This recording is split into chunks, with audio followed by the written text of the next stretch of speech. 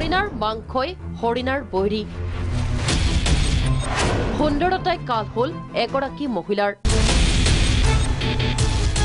পত্নীৰ ৰূপলাবণ্য নাশ কৰিবলৈ স্বামীয়ে সংঘটিত কৰিলে এক জঘন্য কাণ্ড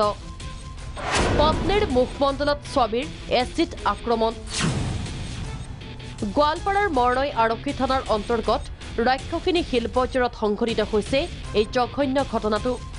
আব্দুল হান্নানে দুই বন্ধুৰ হতুৱাই পত্নীৰ ওপৰত সংঘটিত কৰিলে এচিড আক্ৰমণ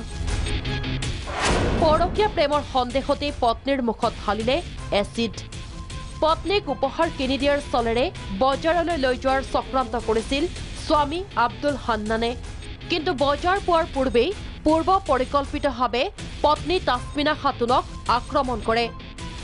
স্বামীৰ দুই বন্ধু জিয়াৰুল হক আৰু সানোৱাৰ হুছেইনে ঘটনা সন্দৰ্ভত মৰণৈ থানাত গোচৰ ৰুজু কৰে নিৰ্যাতিতা মহিলাগৰাকীয়ে আৰক্ষীয়ে গ্ৰেপ্তাৰ কৰে অভিযুক্তক গ্ৰেপ্তাৰ স্বামী আব্দুল হান্নান আব্দুল হান্নানে তেওঁ বন্ধু জিয়াৰুল হক আৰু সানোৱা হুছেইন ওৰফে আব্দুল্লাহ লগত লগ লাগি যোৱাকালি নিশা উক্ত ঘটনাটো সংঘটিত কৰিছিলে আৰু জিয়াৰুল হকে এই এচিডখিনি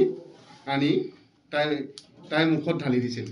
ভিডিঅ' জাৰ্নেলিষ্ট ডালিন দাসৰ সহযোগত গোৱালপাৰাৰ পৰা যোগেন সূত্ৰধৰৰ প্ৰতিবেদন প্ৰাগ নিউজ